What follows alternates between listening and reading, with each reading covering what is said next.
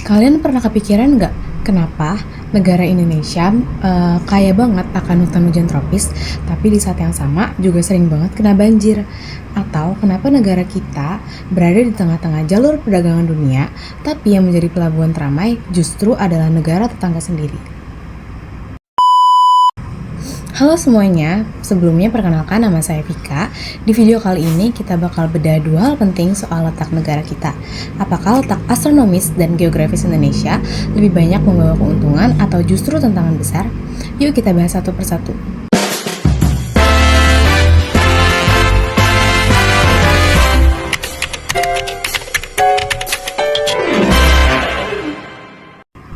Oke, pertama, letak astronomis Indonesia.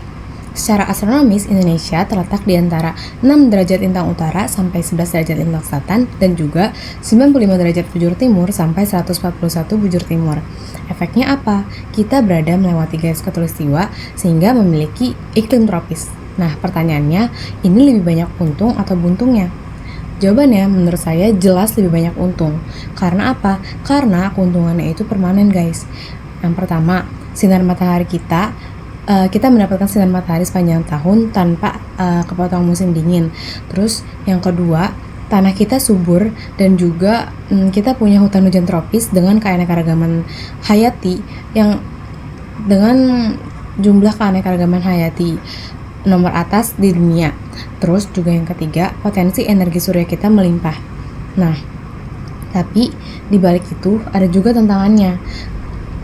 Karena curah hujan dan tingkat kelembapan yang tinggi, Indonesia juga rentan mengalami bencana hidrometeorologi seperti banjir dan tanah longsor, belum lagi penyakit tropis seperti DBD dan malaria.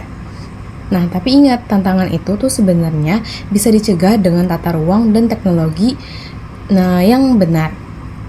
Makanya, secara letak astronomis, menurut saya Indonesia justru lebih banyak mendapatkan keuntungan. Oke, sekarang pertanyaan kedua. Apakah Indonesia benar-benar diuntungkan karena menjadi persimpangan dunia? Nah, jawabannya menurut saya iya, diuntungkan banget, tapi masih belum maksimal. Sekarang coba bayangkan, Indonesia terletak di antara dua benua Asia dan Australia, dan juga dua samudra Pasifik dan Samudra Hindia. Kita tuh istilahnya kayak memegang kunci rumah pelayaran dunia lewat Selat Malaka, Selat Sunda, dan juga Selat Lombok.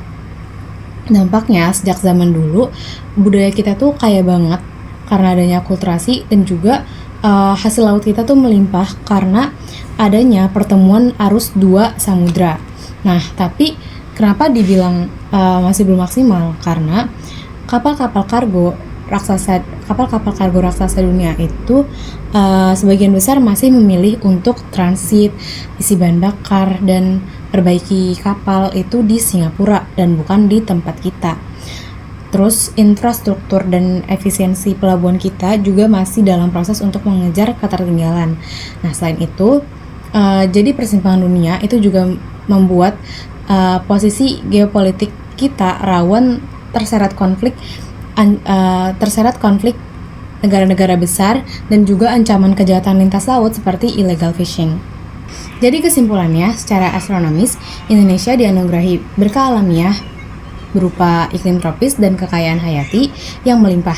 Dan secara geografis, posisi silang kita adalah potensi geostrategis besar yang menjadi tugas kita bersama, terutama sebagai generasi muda, untuk mengelolanya secara maksimal